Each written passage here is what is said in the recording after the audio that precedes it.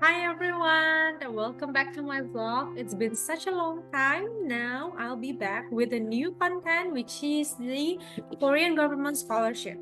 Today we'll have a very special guest, veterinarian Cahyani Fortunitawanli. She's currently studying master's degree in Busan, South Korea. So today we'll talk about how she applied for the scholarship and managed to get in, and also her experiences in Korea. Okay, thank you very much for giving us your time, Miss Cahyani Fortunitawarli, or should I just call you Anita? So Yeah. today, maybe you can just introduce yourself a little bit. Okay, hello everyone. My name is Cahyani Fortunitawanli. You can also call me Nita for short. I'm currently a master's student in Pukyong National University's Aquatic Life Medicine department that I'm currently undergoing under the Global Korea Scholarship Program. Okay, thank you so much. So let's start by having a step-by-step process on how did you apply for the scholarship until you managed to actually get the scholarship. So maybe from the very beginning, what was the first step? I guess it would be much easier to explain this looking at the guideline, Okay. if you don't mind, Yeah, sure. because everything is written in the guidelines. So let me just show you first the website where you can get all the information about Global Korea Scholarship. For your information, there's the undergraduate program, which is for the undergraduate, and also the graduate program, which is consisted of the master's as well as the PhD program. So they also open differently in its timeline. For the graduate program, it's usually March, April, around that time. And for the undergraduate, it's around August, September. So if you open this website, Study in Korea, you'll be able to find the latest information. They usually update here. And they have already opened it for the one this year. And here you can see the guidelines, the application form, as well as information about the universities that you can apply to. For this scholarship itself, I hear it's also the same case as in Japan, where you apply not just for the scholarship but also for the university all at once. So it's everything. You can apply to both the university as well as the scholarship just by one application. And then yeah, in the poster. So if you click this one, the application guideline, I have it downloaded right here. This is what it looks like, and it's very comprehensive. I'm gonna go ahead to the selection procedure to answer your question. Basically, there's two ways to apply to this scholarship. The first one is by applying through your embassy, the Korean embassy in your country, and then by the university track. So if you apply to the embassy, then the selection starts with the embassy. But if you are applying through the university track, then you apply directly to the university. You send your application to the university, and then the following steps that follow are that in the usual, they will look at your documents, and then they'll have an interview round, whether it's the university or the embassy, and then they're going to send it to the Korean government for further screening of your documents to make sure that you have everything that they ask for. And then it's a bit complicated. Uh, so I suggest that you really find out which one you want first, going through the embassy or the university track, and there are pros and cons for both of them. And we can go into that further if you're interested. But generally, yeah, there's these two options that you can take. Just to give like what exactly is the difference, just briefly, for university track, you can only choose one university, while for the embassy track, you can choose 3 universities. So that's the pro for embassy track, but also you get an extra step. As you can see here, um, you get only 2 steps for university track, and then you get the results right away. While for the embassy track, the embassy part itself is the additional step. But in return, you can choose 3 universities. So that's how the way that I applied was through the university track because I knew where I wanted to go. Mm, so I sent my documents to the university straight away, and then I had an interview with my professor. After that, they sent my documents to the Korean government or NIIED in order to check whether I have everything in order. And then after that, I just had to wait for the announcement. So for me, it was just a two-step procedure. Okay, so for the first step, when you had to fill up the forms, can you briefly tell us what are the forms and what are the documents that they need in order for them to apply? Okay, sure. So that's also in this guideline right here. So basically, for the documents that you need, I think it's kind of more simpler than other scholarships, especially that you can do the applying to the university at the same time. But basically, for the documents that you need, it's divided into 3 different parts. The first part is the forms that they give you, the format that they give you that you need to fill in, and that includes the personal statement and study plan. The reason why I mentioned these 2 first is because they're kind of like the complicated ones, the ones that need a lot of time to fill. For the application form, it's just your like biodata, your personal details. And for the personal statement, it's kind of like your motivation letter. Your study plan is detailing what you will do when you get there, like the courses that you want to take or the research that you are interested in. And then for this one, you can just ignore if you're applying for either the master's or doctoral. There is another program called the research program, but I will not go into detail about that because it's kind of a different thing. So I'm just going to be talking about the master's and doctoral part of the GKS graduate program. So you can just ignore this form 4, and then you need one letter of recommendation from your professor in university or someone you worked with. And then for this letter of invitation, you can just ignore this. And these are just agreements about your personal information. So basically what you need to focus on in this first part is the personal statement, study plan, and also the letter of recommendation. And then the second part of the documents that you need to submit are the apostille documents. So apostille is it's basically like a validation that your documents are indeed what you say it is. It is indeed signed by the person that the name says so. So in order to do that, you need to go to Kemenkumham, the one that we mentioned before, the Ministry of Defense in Indonesia. But I'm not sure in your country, in other countries, where you need to go for the apostille. So anyway, what do you need to apostille? The first one is the applicant's or parent's proof of citizenship and family relationship document. So in Indonesia, we have this document called Kartu Keluarga. So if your birth certificate also has all these information, you can also submit that. For me, I used the family register, and then the graduation certificate for your bachelor's degree if you're applying for master's, and both your bachelor's and master's if you're applying for the doctoral degree. And then also your transcript.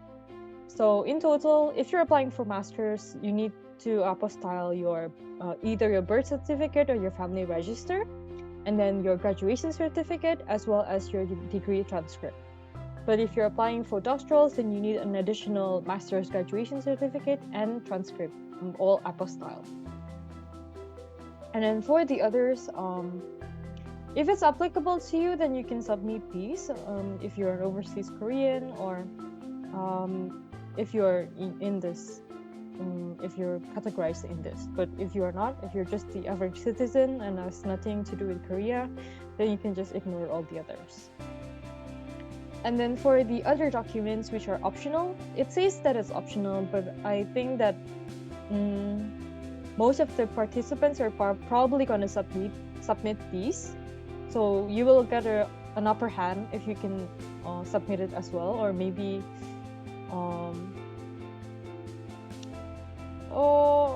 There's an advantage if you... Yeah, there's definitely an advantage if you apply with these documents. This is what some people say that why they like this scholarship. I've heard that it's because they don't need complicated like proficiency tests in order to apply. So even if you don't submit any language proficiency test, actually you can still get accepted. I So see. they will still consider your document for screening. So what they state here is that if you have a TOPIK test or test of proficiency in Korean, which is the recognized Korean language proficiency test, then you can submit that. And for the English proficiency test, you can submit either an IELTS or a TOEFL proficiency test results. And they also detail more information about what they consider, what they recognize for this in the lower parts of the guideline. Basically, all the documents are in the guideline, all the information that you need to know. And then your passport, and that's all for the documents that you need. So where Not do much at all. where do they send the documents? Is it by email or is there a website that they have to apply to, or where do they send these documents? Okay, so in here it says that it depends whether or not the university or the embassy accepts an online version or the hard copy. But usually they ask for the hard copy straight away. So if you're going to apply through the embassy, then you have to send all the hard copy to the embassy. And if you're sending it to the university, then straight away with the hard copy to Korea using the post service. So did you actually send your documents through the post? Yes, that's what I actually did. And they didn't accept it through email. So maybe for additional documents, they might accept through email. So for that, specifically, you need to ask your university you're interested in or your embassy, but they will have it usually in their announcement, as well as with the deadline, because the deadline can be different from the scholarship deadline. Okay. So So basically, I did send mine straight away to Korea. okay. So how did you know that they actually received the documents? Well, there is the tracking service from Mhm. the post, but they will not send you any An message. acknowledgement. Yeah. Yeah, but they'll tell you during the next step, like when they're going to have interviews, then they will send an email to everyone like, oh, we have you've passed like the documents round and we'll have an interview round, something like that. But they won't tell you whether or not they've accepted it like right away. They'll just like process everything at the same time after the deadline. Okay, so for example, in the case that the documents actually did not pass through the first stage and they didn't get to go for the second step, which is the interview stage, so there won't be any notifications at all saying that you have failed, quote unquote, the application. They'll probably receive it, yeah. And you can probably also ask them why they failed, because I've heard of cases of that they asked back why they didn't get accepted, and they were able to get a reason for that. So I think they will announce it. But also it depends on the university, because not all international office in all universities are the same. There's not like a set procedure that they have to tell us whether or not we made it. Okay, but it will be done through email, right? Yeah, they'll contact you through email. Okay. So just a quick recap. Basically, the first thing that they need to do is make sure that all of the documents needed are completed, and if it needs to be approved by external parties like the ministry, then they should finish that. And then when all of the documents are ready, then they have to send it by hard copy to either the embassy or the university right away. And then they will be notified whether they fail or they pass the first stage, hopefully by email, depending on the university. And after that, they will schedule an interview, which is the next step. And then all of the interviews are normally conducted online, right? For the embassy, no. They usually are done in person. So the applicants have to come to the embassy? That's what I've heard of, yes. Okay. That's what I know of. But for the universities, yeah, it's done through online. But actually, whether or not you have an interview, it also depends on each university and even depends on the professor. Because in the same university, for me, I had an interview with my professor, and I know someone else in a different university, they had the interview with the international office. But for some other people that are also attending currently with me, attending the same university, they didn't have an interview process at all. So it really depends on the university, the international office, and the professor. But for the embassy track, definitely they will have an in-person interview. Okay, so if, for example, there's no interview, will they just be notified that they have successfully received the scholarship, and then they have to prepare for the next step, which is basically visa application and so on? Yeah, basically. Okay, I see. So it means that actually the steps are quite simple and straightforward. Yeah, it's just sending the documents, getting replies from the Korean side, and then that's it. So Well, basically, yeah, if you want to put it simply, but the whole process actually takes a lot of months. yeah, of course. But then the So steps are like actually those, right? you apply, for example, like you send your documents at the end of March, for example, because the deadline is like early April. And then you have to wait until May, maybe, for the next step of the Review? selection. Mm-hmm. And then the final, even then, even after May, you may still be able to fail, right? Because there's the next step. So then you'll get your final results, like whether or not you're actually going in June. So just looking at that, maybe like 2 or 3 months of uncertainty. Uncertainty. Mm-hmm. Yeah. I see. But for example, these students, they have not actually graduated from bachelor's degree yet, because in Indonesia graduation is around June or July, right?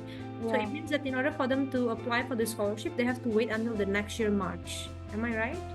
No. They changed it this year. Okay. So that if you are expected to graduate by July 31st, then you can also apply with the certificate of expected graduation. So in Indonesia, something like an SKL. Mm-hmm. Surat keterangan lulus, yes. Yeah. Okay. So you can apply. Okay. So it means that they can actually get the result first, that they're accepted, and then send the expected certificate of expected graduation later after they. Yeah, that's true. If they can get it by the end of July. I see. So they have to graduate before the end of July. Yeah.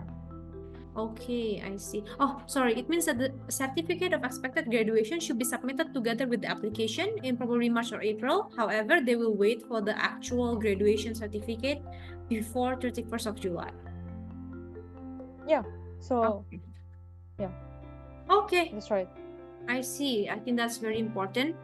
And also another question is that, because I know that you are going through 1 year of language study first before you actually start your degree, will that be the case for everyone? Or if you, for example, submit a very high topic, then you won't have to do the first year of language program? Yeah, exactly like what you said. If you submit a topic level 5 or higher, then basically the max you can get is 6. So either 5 or 6, then you can go straight to your degree program. But if you don't submit at least level 5, then you have to go 1 year of Korean language program.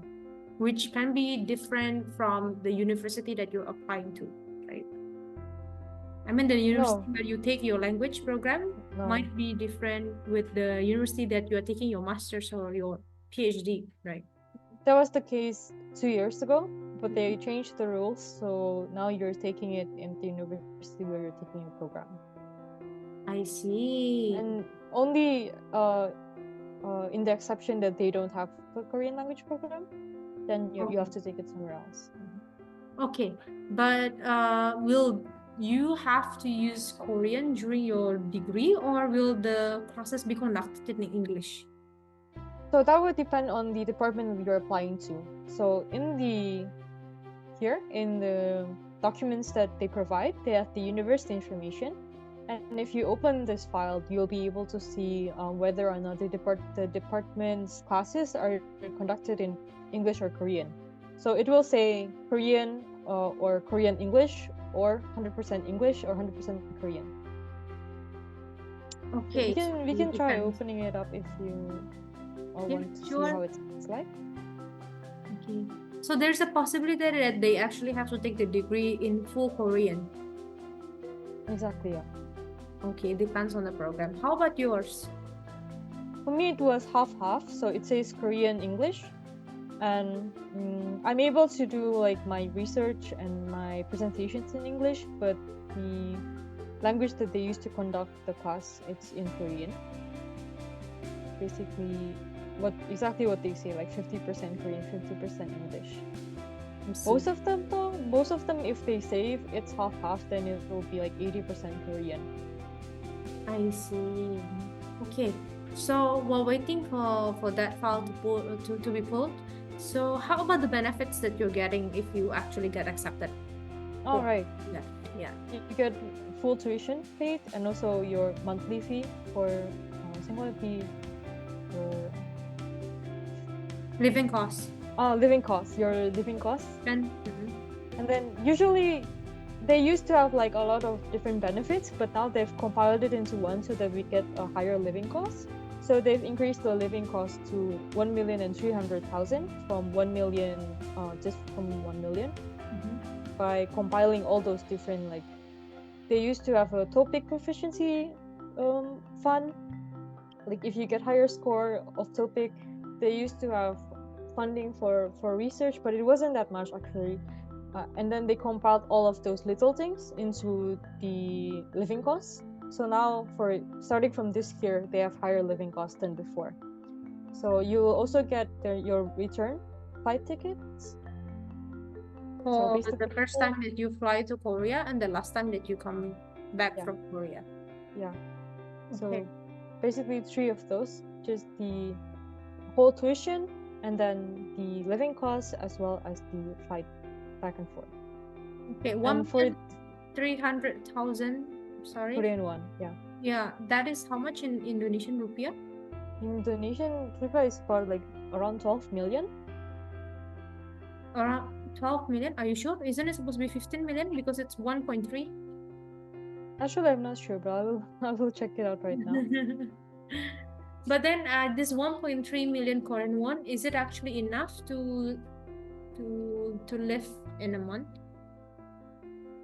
So what you need to consider is that this is also the money that you're going to use for your accommodation.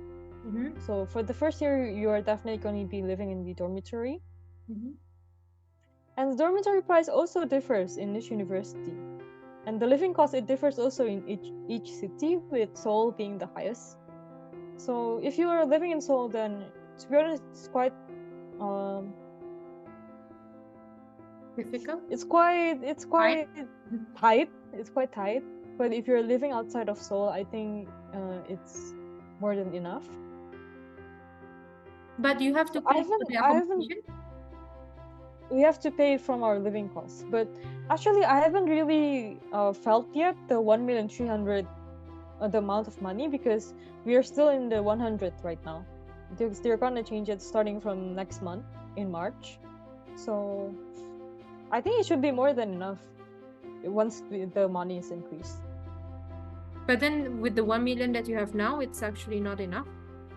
Well, it's enough to live, but if you want, it depends on your living style, really. If you want to have a lot of holiday and traveling, then it's really tight. But you can actually still do it with this amount of money now. Like you can still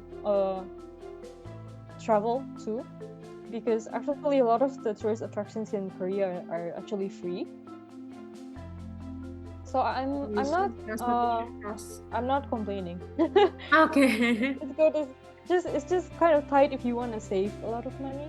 Okay. So you might not be able to save a lot of money, but you'll still be able to live a good life. Okay, so just again a quick recap. Basically, for the benefits, there are 3. The first one will be the tuition fee, that will be totally free. The second one will be the living cost, but this living cost will not cover the accommodation. So basically, we have to pay the accommodation using this living cost. And then last but not least is a return flight ticket for the first time that you fly to Korea and the last time that you fly back from Korea to your home country. Is that right? Okay. So you were right. It's about 15 million rupiah. Around 15 million rupiah, right? If it's 1.3 million Korean won. Yeah. Okay, should we take a look at the documents of the university? Do you have it? Oh yeah. Yeah. So they have it. You haven't for- shared the screen. They have an Excel file for each of the universities. So I'm going to open up Pukyong, which is the university I'm currently attending.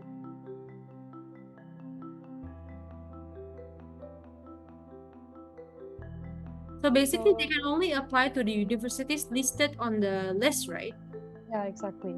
Okay. So just for example, Department of Business Administration, the medium of instruction is 100% Korean. So you need a topic 4 or above in order to apply for this. But you don't have to have it from the beginning. You just need to have it before you go into the program. So during your language year, if you manage to get topic 4, then that's enough. So the requirement for everyone who goes through the language year is to get a minimum of topic level 3. And then, yeah, so you can just look at it here, medium of instruction. Is it Korean 100% or Korean English? Or is it 100% English? They don't have it in this university, but they have it in other universities. I think there was one at the bottom if you scroll down slowly. Yeah, no, they don't have it in this Oh, university. they don't have it in this university. Okay. Yeah, but a better way to check is you can check the professor in that department. Like, do they have a lot of foreign students, or do they, do they Only have Korean students. I want to say you can look at their education too, Okay. whether or not they Have did it studied abroad? fully in Korea, or have they studied abroad or not. So I don't know if I can say that, but for me it was helpful in order to see who I can ask for advice in order to be able to get guidance in English. So yeah, I think you should seriously consider this, because you're going to be going through 2 years of your education, and if you're going to be doing it 100% in Korean, so just think if it's really compatible with you or not. I think it's kind of important. Yeah, because if they have to do it in full 100% Korean, it means even the writing will be in Korean, right? Yeah, They everything. submit report and so on. Yeah. So for me, because it's they teach in Korean, but the materials is in English. So exactly half. Korean 50 and English 50. So if you do your presentation or if you need to Yeah. submit any report, it can be done in English, right? Yeah, exactly. Okay. I see. Perfect. So I think again, just a quick recap. Basically, they have to apply for a master or a PhD degree around March or April. But if they graduate in July, then they will still be able to apply using SKL, we call it, or certificate of expected graduation. And then they can apply through two ways. One is through the university directly, or one is through the Korean embassy in your respective country. And then if you apply through the Korean embassy, then you will definitely have to have an interview. But if you apply through the university, then it will depend on the university themselves. And then you need to prepare all of the documents, including those that might have to be validated by the ministry. Yeah. So make sure to have all of that ready before the end of March, for example, or early April, because then you have to also send it over physically to the university, and that will probably take some time as well, right? And they need to receive the documents before the deadline. So make sure that you have enough time to spare from sending the documents until them receiving it, basically. Exactly. Yeah. Right? And then the next step will be inform through email whether you can go through an interview or whether you did not make it, or whether you actually get the scholarship right away. And then the scholarship will give 3 benefits, as previously mentioned. And you can always check with the list whether the university will be conducted in bilingual English or Korean, or fully in Korean or fully in English. I think we pretty much covered everything for the scholarship.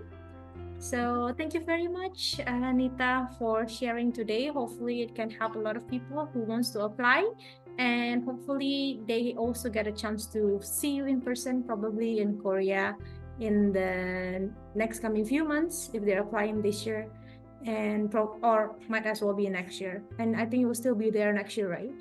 Yeah, I'm going to be there until next year actually. Okay, to be here because you're there already. I'm going to be here until next year, yeah. Okay, thank you so much. Bye bye. Bye.